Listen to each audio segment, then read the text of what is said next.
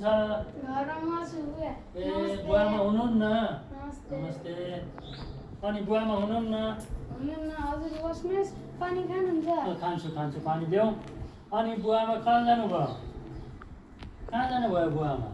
बुवा चाहिँ चोकमा अनि आमा फेरि मन्दिर जानुपर्छ अनि बाबा र मम्मी चाहिँ अफिस।